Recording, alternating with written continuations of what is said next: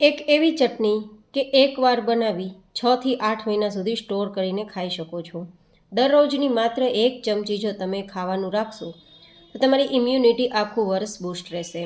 માથામાં ખરતા વાળને અટકાવશે, સ્કિન તમારી ગ્લો કરશે, કબજિયાત જેવી બીમારીઓને દૂર રાખશે, અપચો કે ગેસ પણ બિલકુલ નહીં થાય.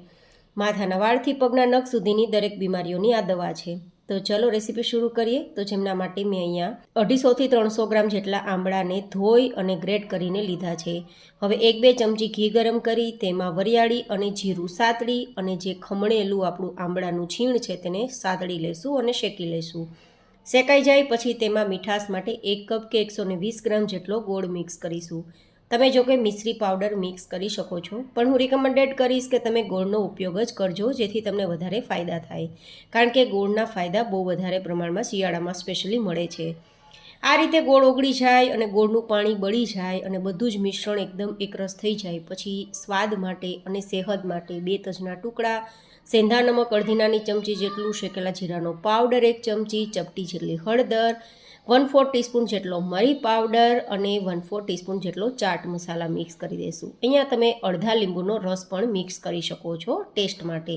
1 ચમચી લાલ મરચું પાવડર, થોડી તીખાશ અને કલર સારો આપે તેના માટે.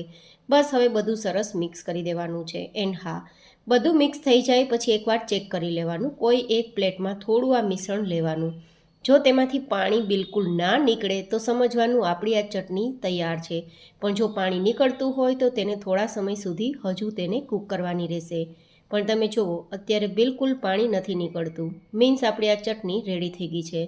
જો થોડી પણ કાચી રહી જશે અને પાણી રહી જશે તો 6 મહિના સુધી સારી નહીં રહે, ફૂગ થઈ જશે.